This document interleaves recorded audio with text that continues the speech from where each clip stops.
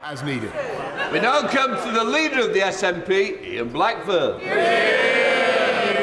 Thank you, Mr. Speaker. Can I associate myself with the remarks of the Prime Minister and the Leader of the Opposition in supporting our carers? Mr. Speaker, week after week, I've called on this Prime Minister to resign. I've been met with a wall of noise from the Tory benches. I thought they were trying to shout me down, but all this time,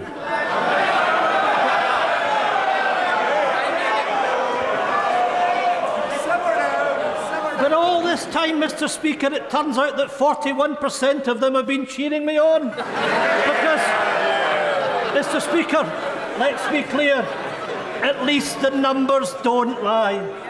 41% of his own MPs have no confidence in him.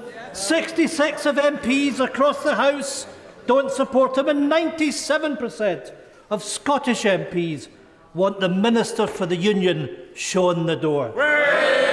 We now have the lame duck Prime Minister presiding over a divided party in a disunited kingdom. So, how does the Prime Minister expect to continue when even unionist leaders in Scotland won't back him? Prime Minister. I want to thank my the right honourable gentleman for his characteristic warm words. And actually, Mr. Speaker, I want to say that the biggest and most powerful and effective advocate of the United Kingdom over the last time that I've been in has been that man there.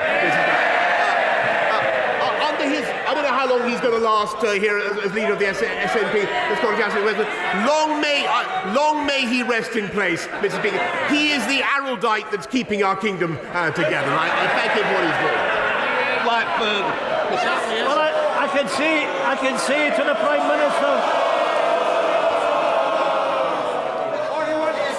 I can say to the Prime Minister that I'll be standing shoulder to shoulder with our First Minister as we take our country to independence. Mr. Speaker, the Prime Minister is acting like Monty Python's Black Knight, running around declaring it's just a flesh wound. And no amount of delusion and denial will save the Prime Minister from the truth. This story won't go away until he goes away. For once in his life, he needs to wake up to reality. Prime Minister, it's over. It's done. The Prime Minister has no options left, but Scotland does. Scotland has the choice of an independent future. Because it's not just the Prime Minister that we have zero confidence in. It's the broken Westminster system that puts a man like him in power. Exactly. Can he tell us, can the Prime Minister tell us how it is democratic that Scotland is stuck with a Prime Minister we don't trust, a Conservative Party we don't support, and Tory governments we haven't voted for since 1955? Prime Minister. Mr. Speaker, we had a referendum, as I've told the House before, in 2014. I think he should respect the mandate of the people. And he keeps saying that he wants his independence for his country. Our country is independent, Mr. Speaker.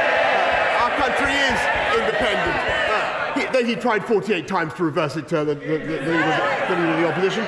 And the only way that independence would ever be reversed is if we had the disaster, Mr. Speaker, of a Labour SNP coalition to take us back into the EU.